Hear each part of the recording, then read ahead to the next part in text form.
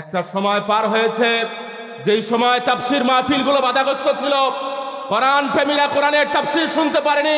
এখন একটা সময় এসেছে, আল্লাহ পাক একটা সময় দিয়েছে, মুক্ত আকাশের নিচে জমিনের উপরে কোরআনের তাফসীর হবে, কোন পেটাচ্চা বাধা দেওয়ার সাহস হবে না। কথা বলেন ঠিক কিনা? ভান্ডামির দিন শেষ। কিসের দিন শেষ? ভান্ডামির দিন। এখন হবে কোরআনের তাফসীর, মানুষ মন খুলে কোরআন শুনবে। কথা বলেন ঠিক কিনা?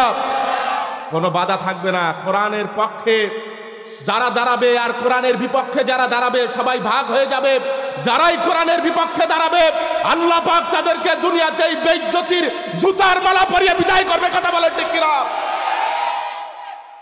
এজন্য উদাত্ত আহ্বান মুসলিম জাতিকে, মুসলিম উম্মাহকে, আমরা কোরআনের পক্ষে থাকবো। কিসের পক্ষে?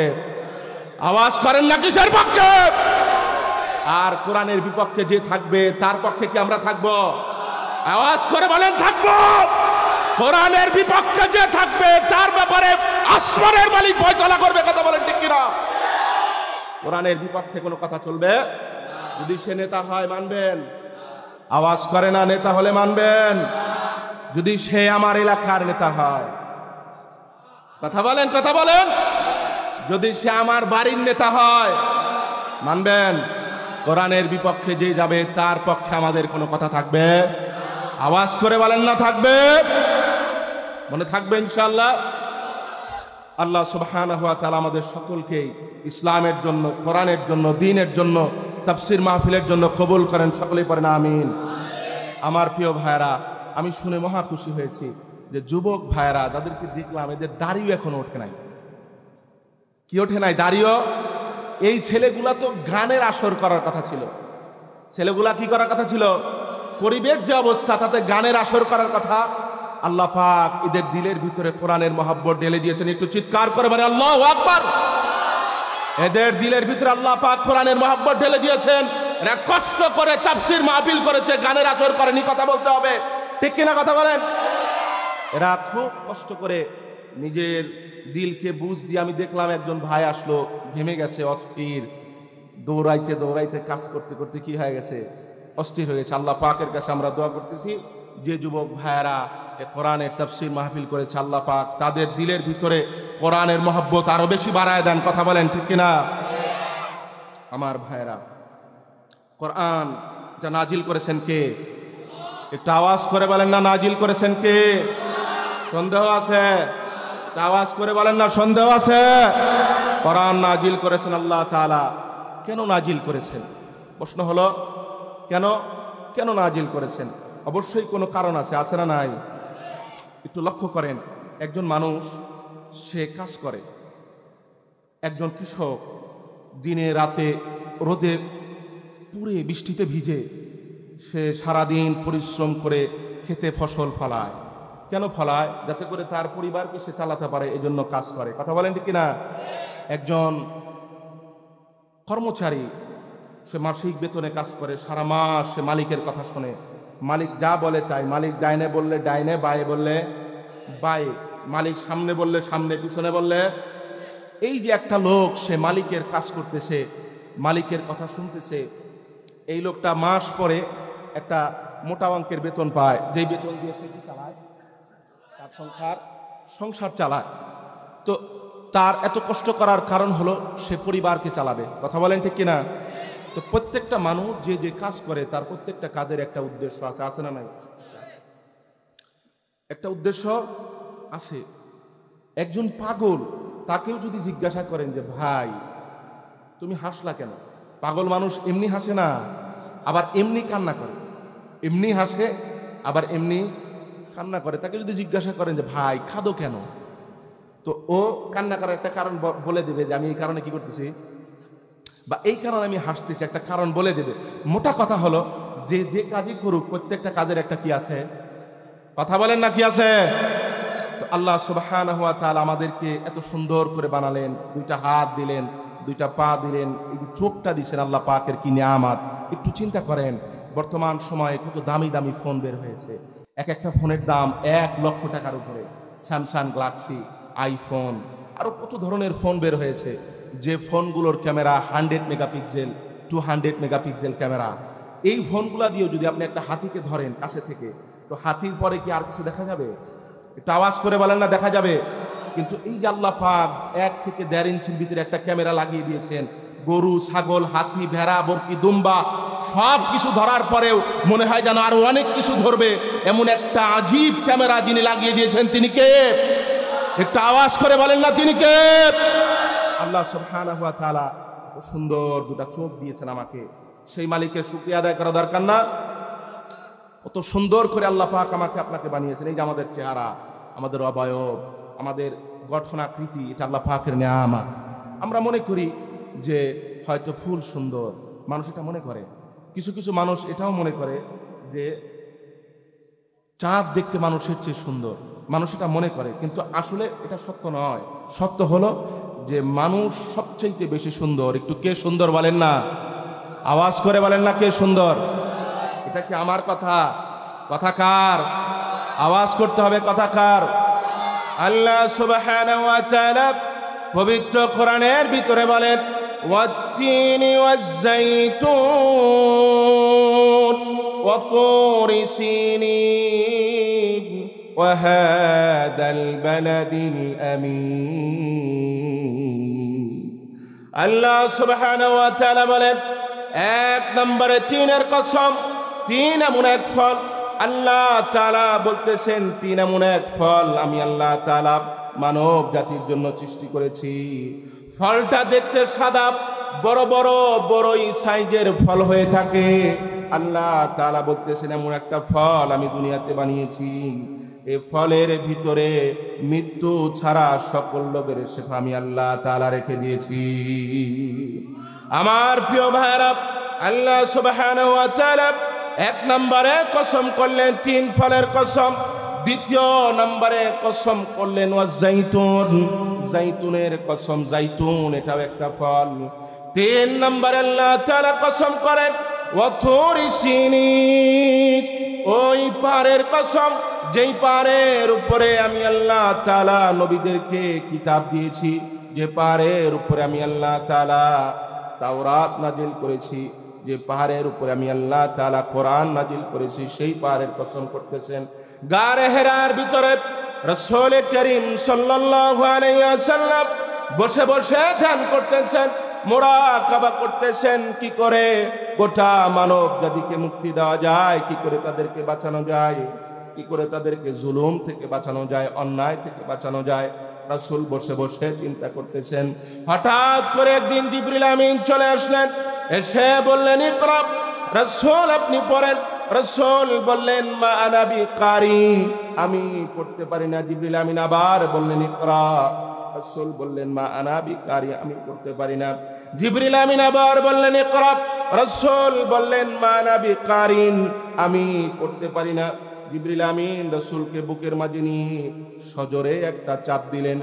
এরপরে সূরা আলাক নাজিল হয়ে গেল, ইকরা বিসমি রাব্বিকাল্লাযী খালাক, খালাকাল ইনসানা মিন আলাক, ইকরা ওয়া রাব্বুকাল আকরামুল্লাযী আল্লামা বিল কলম। 5টা আয়াত নাজিল হয়ে গেল। আমার প্রিয় ভাইরা, রাসূল করিম সাল্লাল্লাহু আলাইহি ওয়াসাল্লাম গারে হেরা থেকে নেমে বাড়ির দিকে রওনা হলেন, বাড়িতে চলে গেলেন। খাদিজা রাদিয়াল্লাহু তাআলা আনহাকে বলতেছেন, জাম্বিলুনি জাম্বিলুনি قد خشيت على نفسي খাদিজা আমার ভয় হচ্ছে, কেমন যেন আমার মনে হচ্ছে আমার জীবন শেষ হয়ে যাবে, আমি মরে যাব, আমার ভয় হচ্ছে। খাদিজা রাদিয়াল্লাহু তাআলা আনহা রাসূল করিম সাল্লাল্লাহু আলাইহি ওয়াসাল্লামকে চাদর দিয়ে ঢেকে দিলেন, কম্বল দিয়ে পেঁচিয়ে দেওয়ার পরে রাসূলকে বলতেছে, স্বামী হে আপনার কি হয়েছে? রাসূল করিম সাল্লাল্লাহু আলাইহি ওয়াসাল্লাম হযরত খাদিজা রাদিয়াল্লাহু তাআলা আনহাকে পুরো ঘটনা শোনালেন। খাদিজা রাদিয়াল্লাহু তাআলা আনহা রাসূলকে বলতেছেন, স্বামী হে শোনেন, আপনি তো এমন ব্যক্তি যিনি মানুষকে সত্যের পথে চলার কথা বলেন, মিথ্যা পরিত্যাগ করার কথা বলেন, আত্মীয়তার সম্পর্ক সুন্দর করার কথা বলেন। যেই ব্যক্তির ভিতরে এত সুন্দর সুন্দর গুণ রয়েছে, আসমানের মালিক কোনোদিন তাকে লাঞ্ছিত করবে না। আসমানের মালিক কোনোদিন তাকে লাঞ্ছিত করবে না। হযরত খাদিজা রাদিয়াল্লাহু তাআলা আনহা রাসূল করিম সাল্লাল্লাহু আলাইহি সাল্লামকে এই কথা বললেন। এ হলো ৩ নম্বর কসম, গারে হেরা। আরেকটা পাহাড় রয়েছে, যে পাহাড় হলো তুর পাহাড়। যে পাহাড়ের উপরে হযরতে মুসা আলাইহিস সালামকে আল্লাহ তাআলা তাওরাত কিতাব দিয়েছিলেন। তুর পাহাড়ের উপরে মুসা আলাইহিস সালামকে আল্লাহ তাআলা তাওরাত কিতাব দিয়েছিলেন। তুর পাহাড়ে দাঁড়িয়ে মুসা আলাইহিস সালাম আল্লাহ তাআলাকে একদিন বলতেছে, আল্লাহ তাআলা আমার মনে চায়, আমার দিলের তামান্না হলো, আমার মনে চায় আমি তোমাকে দেখব। কাকে দেখব? একটু আওয়াজ করে না কাকে দেখবে? আর একটু আওয়াজ করে না কাকে দেখবে? মুসা আলাইহিস সালাম আল্লাহ তাআলাকে বলতেছে, আয় মালিক, আমার মনে চায় আমি তোমাকে দেখব। আল্লাহ তাআলা বলে, মুসা তুমি আমাকে দেখতে পারবে? আওয়াজ করে না দেখতে পারবে। কিন্তু মুসা আলাইহিস সালাম তো কেমন নবী আপনারা ভালো করেই জানেন। একবার যেহেতু বলে দিয়েছে সে আল্লাহ তাআলাকে দেখা ছাড়া আর মানবে? আওয়াজ করে না মানবে। কেমন নবী মুসা আলাইহিস সালাম একটু শোনেন। মুসা আলাইহিস সালামের কাছে মালাকুল মউত চলে আসলো, জান কবজ করার জন্য আসলো। মুসা আলাইহিস সালাম মালাকুল মউতকে একটা থাপ্পড় লাগিয়ে দিয়েছে। এক থাপ্পড়ে চোখ একটা কানা হয়ে গিয়েছে। মালাকুল মউত আল্লাহকে গিয়ে বলে, আল্লাহ তাআলা কার কাছে পাঠিয়েছ? কোন ব্যক্তির কাছে পাঠিয়েছ? দুনিয়াতে কত মানুষের জান কবজ করলাম, সবাই আমাকে দেখে ভয় পায়, ভয়ে থরথর করে কাঁপে, আমাকে দেখে কান্না করে ভয় পায়। আর এমন ব্যক্তির কাছে পাঠিয়েছ, ভয় পাওয়া তো দূরের কথা, উল্টা থাপ্পড় দিয়ে চোখ কানা করে দিয়েছে। আল্লাহ তাআলা বলে মালাকুল মউতকে, আমার পয়গম্বর মুসা কি চায়? মালাকুল মউত বলে, আপনার পয়গম্বর বাঁচতে চায়। আল্লাহ তাআলা বললেন, যাও আমার পয়গম্বরকে বলো, ফালইয়াদু ইয়াদাহু আলা সাউরিন লাহু, সে যেন একটা ষাঁড় গরুর উপরে হাত রাখে। ষাঁড় গরুর উপরে হাত রাখলে তার হাতের নিচে যতগুলো পশম পড়বে আমি আল্লাহ তাআলা নতুন করে তার হায়াতকে বাড়িয়ে দেব। বলেন সুবহানাল্লাহ। হাতের নিচে যতগুলো পশম পড়বে ততগুলো বছর নতুন করে। এটা চিন্তা করেন, একটা হাত যদি ষাঁড় গরুর উপরে হাত রাখে, হ্যাঁ, একটা হাত যদি ষাঁড় গরুর উপরে রাখা হয়, হাতের নিচে কি পশম একটা দিলে পড়বো? যেটি হাতের নিচে পড়বে এটি কি গুইনা শেষ করা যাবে? আওয়াজ করে বলেন না, শেষ করা যাবে? তো মুসা আলাইহিস সালাম থাপ্পড় দিয়ে চোখ কানা করে দিয়েছে। এবার মালাকুল মউত ফেরেশতা মুসা আলাইহিস সালামকে গিয়ে বলতেছে, ভাই মুসা শোনেন, আসমানের মালিক বলেছে যে আপনি একটা ষাঁড় গরুর উপরে হাত রাখবেন, ষাঁড় গরুর উপরে হাত রাখবেন। মুসা আলাইহিস সালাম বলে, তারপরে কি হবে? মালাকুল মউত বলতেছে, এরপরে হলো আপনার হাতের নিচে যতগুলো পশম পড়বে এতগুলো বছর নতুন করে আপনাকে বাড়িয়ে দেওয়া হবে। মুসা আলাইহিস সালাম বলে, তারপরে কি হবে? মুসা আলাইহিস সালাম বলে, তারপরে কি হবে? মালাকুল মউত দেখছে বিপদ, অবস্থা তো বেশি ভালো না, যদি উল্টা পুল্টা বলে আবার যদি একটা লাগায় তাহলে তো 200 শেষ। মালাকুল মউত এবার বলতেছে যে পয়গম্বর শোনেন, এরপরে যখন আপনার হায়াত শেষ হয়ে যাবে আবার আপনাকে দুনিয়া থেকে আল্লাহ পাক উঠিয়ে নেবে। মুসা আলাইহিস সালাম বলে, মালাকুল মউত শোনো, দুনিয়ায় যেহেতু থাকার জায়গা না, দুনিয়ায় যেহেতু থাকতে পারবো না, দুনিয়ায় যেহেতু আমি চিরজীবন থাকতে পারবো না, দুনিয়া থেকে যেহেতু আমাকে চলে যেতেই হবে, তাহলে শোনো, আমার দিলের তামান্না হলো, আমার ইচ্ছা হলো যেদিন আমার মউত হবে সেই দিন যেন আমি মসজিদ আকসার পবিত্র জমিনের উপরে সেজদারত অবস্থায় থাকি, ওই অবস্থায় যেন আমার মউত হয়। আল্লাহ সুবহানাহু ওয়া তাআলা মুসা আলাইহিস সালামের দোয়াকে কবুল করলেন। মসজিদ আকসার পবিত্র জমিনের উপরে সেজদারত অবস্থায় আল্লাহ তাআলা মুসা আলাইহিস সালামের জানকে কবজ করলেন। বলেন আল্লাহু আকবার। সেজদারত অবস্থায় মুসা আলাইহিস সালামের জানকে আল্লাহ পাক কবজ করলেন। তাহলে কি সাদা মাঠা নবী না ডেঞ্জারাস? আওয়াজ করেন না, সাদা মাঠা না ডেঞ্জারাস? মুসা আলাইহিস সালাম আল্লাহ পাককে বলতে চায়, আল্লাহ আমার মনে চায় আমি তোমাকে দেখব। আল্লাহ পাক বলতেছে, দেখতে পারবে না। মুসা আলাইহিস সালাম কি কয়? মুসা আলাইহিস সালাম বলছে, আমি দেখবই। কি করবই? দেখবো। আল্লাহ পাক দেখতেছে নাছর বান্দা, ঠিক আছে রেডি হও। কি হও? আওয়াজ করে না কি হও? আপনারা রেডি আছেন নাকি? আছেন? রেডি আছেন? বয়ান এখনো শুরু হয় নাই। বয়ান কি হয় নাই? বয়ান এখনো শুরু হয় নাই। কথা একটা রাইখা আসছি, আল্লাহ পাক কেন বানাইছে উত্তর দিছি নাকি? এই উত্তর যখন দিব মনে করবেন বয়ান শুরু হচ্ছে, আর যখন বয়ান শুরু হবে তখন বয়ান শেষ হয়ে যাবে, তার আগে আর। ঠিক আছে? রেডি আছেন আপনারা? আল্লাহ তাআলা বলতেছেন মুসা প্রস্তুত হও, রেডি হও। হঠাৎ করে আল্লাহ তাআলা তাজাল্লি প্রকাশ হলো মুসা আলাইহিস সালামকে। আল্লাহ তাআলা বলে দিয়েছেন যখন আমার তাজাল্লি প্রকাশ হবে, তুমি যদি ঠিক থাকতে পারো, তুমি যদি হুঁশে থাকতে পারো, তাহলে আমাকে দেখতে পারবে। যখন তাজাল্লি প্রকাশ হয়েছে, মুসা আলাইহিস সালাম বেহুশ হয়ে জমিনের ভিতরে পড়ে গিয়েছে। হুঁশ ফেরার পরে মুসা আলাইহিস সালাম আল্লাহকে বলতেছে, আল্লাহ তাআলা বুঝে আসছে, আমার বুঝে আসছে, দুনিয়ার চোখ দিয়ে আসমানের মালিক আল্লাহকে দেখা যায় না। দুনিয়ার চোখ দিয়ে আসমানের মালিক আল্লাহ পাককে দেখা যায় না। মুসা আলাইহিস সালামে কি আছে বুঝে? এলো 3 নাম্বার কসম। কয় নাম্বার গেল? 1 নাম্বার 3 ফলের কসম, 2 নাম্বার জাইতুনের কসম, যে জাইতুন দিয়ে তেল হয়। 3 নাম্বার হলো ওই পাহাড়ের কসম, যে পাহাড়ে আল্লাহ পাক কিতাব নাজিল করেছেন। কয় নাম্বার গেল? এখনো 1 নাম্বার আছে। কয় নাম্বার আছে? 4 নাম্বার আল্লাহ তাআলা কসম করেন ওই জমিনের কসম, যেই জমিনের উপরে আমার প্রিয় বান্দারা, আমার নবীগণ, আমার পয়গম্বরগণ দ্বীনের দাওয়াত দিয়েছেন।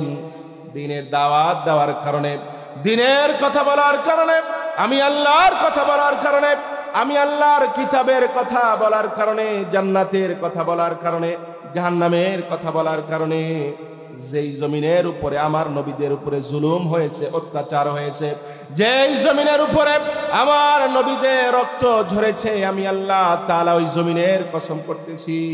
আমার ভাইয়ের একটা আওয়াজ করে বলেন, আগের জামানার নবীদের উপরে জুলুম হয়েছে কিনা? আওয়াজ করে বলেন না, হয়েছে কিনা? নবীদের উপরে জুলুম হয়েছে। এই জামানা আলেম ওলামার উপরেও জুলুম হয় কিনা? একটা আওয়াজ করে বলেন না, হয় কিনা? সেই জামানা ইসলামের কথা বলার কারণে সাহাবে আবু তালেবে বয়কট করে রাখা হয়েছে। এই জামানা ইসলামের কথা বলার কারণে কারাবরণ করতে হয়, আয়না ঘরে ঢুকানো হয়। কথা বলেন ঠিক কিনা? মেলে মেলে মেলে। তাহলে সিমটম আগেরটাই, সিমটম আগেরটাই। ওই জামানায় জুলুম হয়েছে, জামানায় জুলুম হয়। ওই জামানায় তার 14 শিখা ছিল না, ছিল নাকি? কিন্তু এই জামানায় কি আছে? মামুর বাড়ি আছে। কিসের বাড়ি? আওয়াজ করে না, কিসের বাড়ি? মামুর বাড়ি আছে। তো জুলুম আগে হয়েছে, এখনো জুলুম হয়। আমার ভাইয়েরা, রাসূল করিম সাল্লাল্লাহু আলাইহি সাল্লামের উপরে জুলুম হয়েছে, মুসা আলাইহিস সালামের উপরে জুলুম হয়েছে, হয় নাই নাকি? হয়েছে না? ফেরাউন জুলুম করেছে, মুসা আলাইহিস সালামের উপরে টিকতে পারেনি। নমরুদ জুলুম করেছে, ইব্রাহিম আলাইহিস সালামের উপরে টিকতে পারেনি। রাসূল করিম সাল্লাল্লাহু আলাইহি সাল্লামের উপরে জুলুম করেছে, আবু জাহেল টিকতে পারেনি। অতএব শুনে রাখেন, নব্য ফেরাউনটাও টিকতে পারবে না। কথা বলেন ঠিক কিনা? টিকতে পারবে? টিকতে পারবে না। কারণ ফেরাউন আছে না গেছে? আছে না গেছে? আছে না গেছে? নমরুদ আছে নাকি? আছে। আবু জাহেল আছে। আওয়াজ করে বলেন না, আবু জাহেল আছে। অতএব যারা ইসলামের দিকে বৃদ্ধাঙ্গুলি দেখাবে, কোরআন সুন্নাহর বিরুদ্ধে কথা বলবে, ওলামায়ে কেরামের বিপক্ষে কথা বলবে, তারা দৃষ্টান্ত গ্রহণ করো, শিখে রাখো, ফেরাউন চলে গিয়েছে, তোমাকেও চলে যেতে হবে। কথা বলেন ঠিক কিনা? অল্প সময়, জীবন কি সময়? এই অল্প সময়ে ইসলামের বিরুদ্ধে যে নিজের জীবনকে নষ্ট করে লাভ নেই। কথা বলেন ঠিক কিনা? অল্প সময়ে ইসলামের বিরুদ্ধে যে লাভ, মুসলমানের সন্তান কথা বলবে ইসলামের পক্ষে। কথা বলবেন ঠিক কিনা? মুসলমানের সন্তান কথা বলবে কোরআনের পক্ষে। কথা বলেন ঠিক কিনা? মুসলমানের সন্তান কথা বলবে আলেম ওলামার পক্ষে। কথা বলেন ঠিক কিনা? এর বাইরে মুসলমানের সন্তান কথা বলতে পারে? যদি ভালো সন্তান হয় তাহলে সে ইসলামের বিরুদ্ধে, ওলামায়ে কেরামের বিরুদ্ধে, কোরআনের বিরুদ্ধে কথা বলতে পারে? কথা বলতে পারে না। আমার প্রিয় ভাইরা, কয়টা কসম গেল? বইলা গেছে। কয়টা? এইরকম যদি ওয়াজ হয় তাহলে তো ওয়াজ করে কষ্ট। কয়টা? আওয়াজ করে না, কয়টা কসম হইল? 4টা। 1 নম্বর কসম, তিন ফলে। দ্বিতীয় নম্বর কসম হলো মুস্ত করতে হবে, একদম আরামে আরামে শুনবেন আর আমি কষ্ট করে বলবো তা হবে না। এক নম্বর হলো তিন ফলের কসম। কি ফলের? দ্বিতীয় নম্বর হলো পাহাড়। পাহাড় কি? 4 নম্বর হলো জমিন, যে জমিনে নবীদের রক্ত ঝরেছে। যে জমিনে কাদের রক্ত ঝরেছে? নবীদের রক্ত ঝরেছে, সেই জমিনের কসম। 4টা কসম করে আল্লাহ তাআলা বলতেছেন, বান্দা দুনিয়াতে অসংখ্য অগণিত মাখলুকাতকে আমি সৃষ্টি করেছি, তবে সব চাইতে সুন্দর করে আমি আল্লাহ তাআলা মানব জাতিকে সৃষ্টি করেছি। চিৎকার করে বলেন সুবহানাল্লাহ। তাহলে সবচাইতে সুন্দর কারা? আওয়াজ করেন না, সবচাইতে সুন্দর কারা? এখন নতুন নতুন ইয়াং পোলাপান যুবকরা যখন তার নতুন নতুন বান্ধবী হয়, তখন বান্ধবীকে ফুল দিয়া বলে তুমি ফুলের চাইতেও, আসলেই তো ফুলের চাইতে এমনি সুন্দর, এটা বলার কি আছে আবার? বলে না? তো আল্লাহ পাক বলছেন মানুষ সুন্দর ফুলের চাইতে বেশি, মানুষ সুন্দর চাঁদের চাইতে বেশি। কথা মনে থাকবে তো? আমার প্রিয় ভাইরা, আল্লাহ সুবহানাহু ওয়া তাআলা এত সুন্দর হাত দিলেন, এত সুন্দর পা দিলেন, এত সুন্দর চোখ দিলেন, এত সুন্দর চেহারা দিলেন, এমনি দিছেন নাকি? আওয়াজ করেন, এমনি দিছেন নাকি?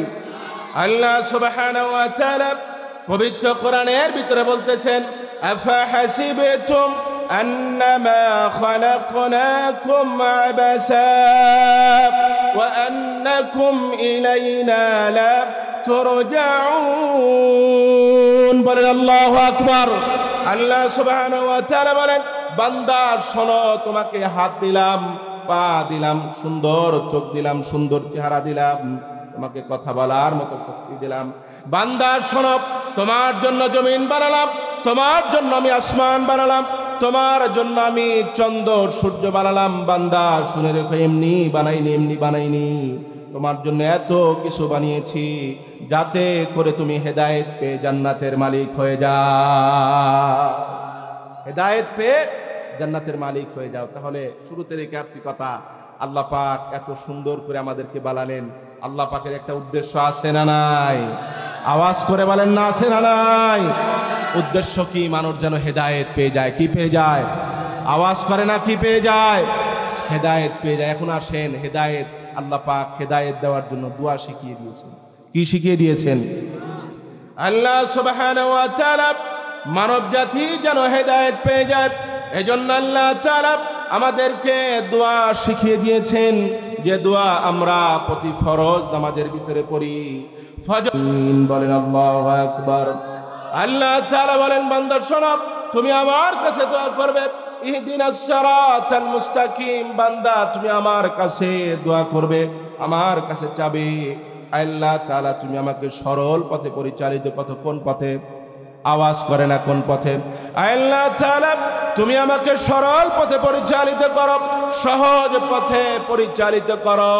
সিরাতাল্লাযীনা আন'আমতা আলাইহিম, ওই পথে পরিচালিত করো যে পথে তোমার নিয়ামত প্রাপ্ত বান্দারা চলে গেছে, যারা জান্নাতের মালিক হয়ে গিয়েছে, সেই পথে পরিচালিত করো।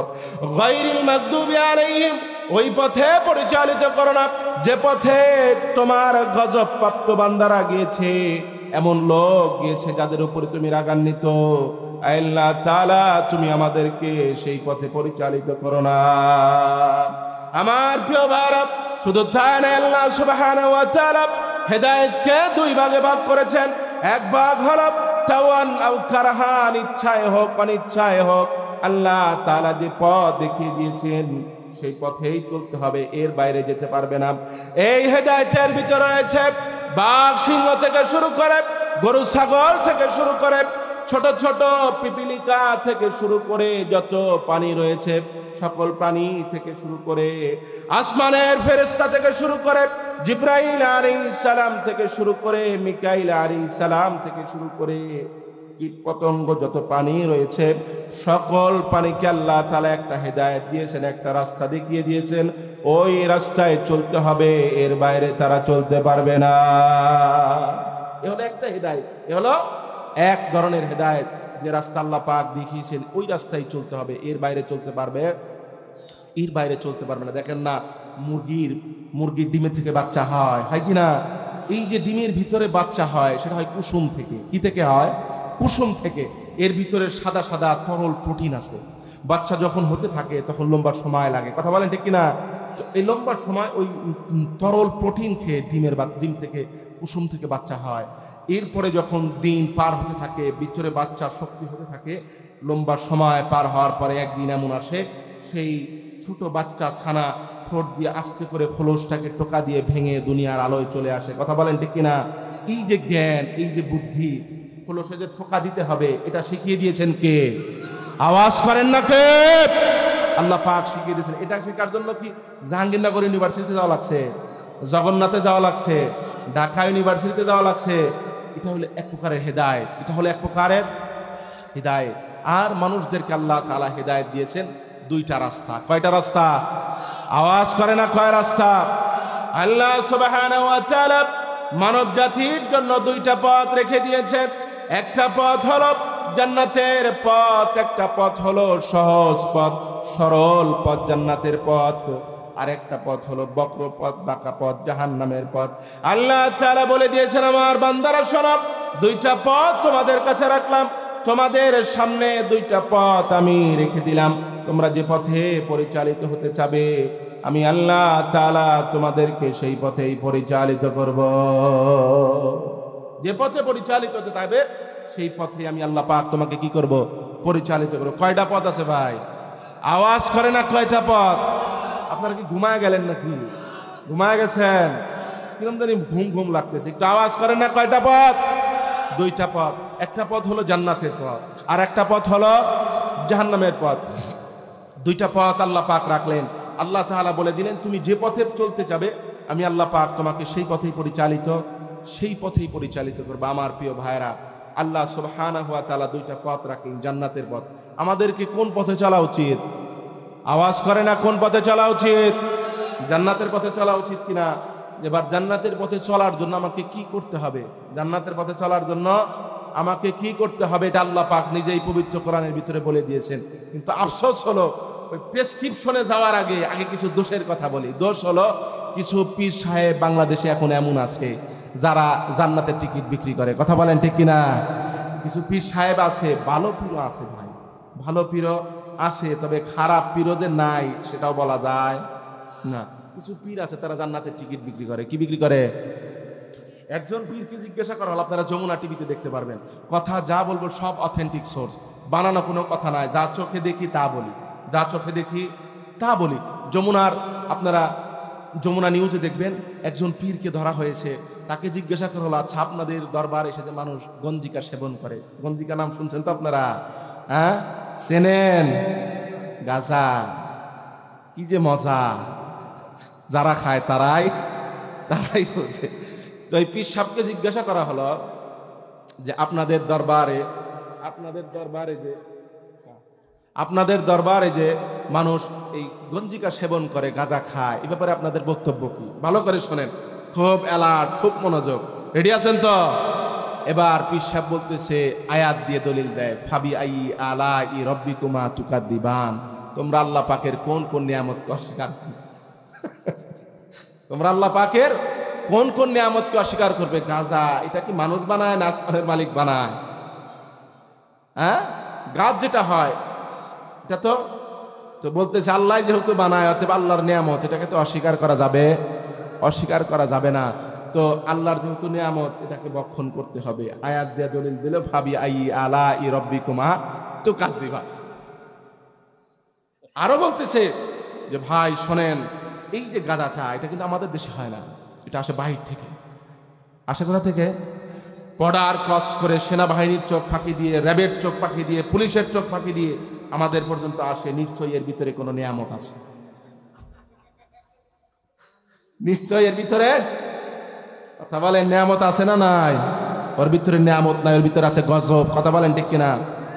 যে খাইছে ওই বুঝছে যে কি গজব। এই গজব আর ছাড়া যায়? আল্লাহ পাক যুব সমাজকে এই গজব থেকে হেফাজত করেন। সকলে বলেন আমিন। আর একটু আওয়াজ করে বলেন আমিন। আমার প্রিয় ভাইরা, পীর সাহেব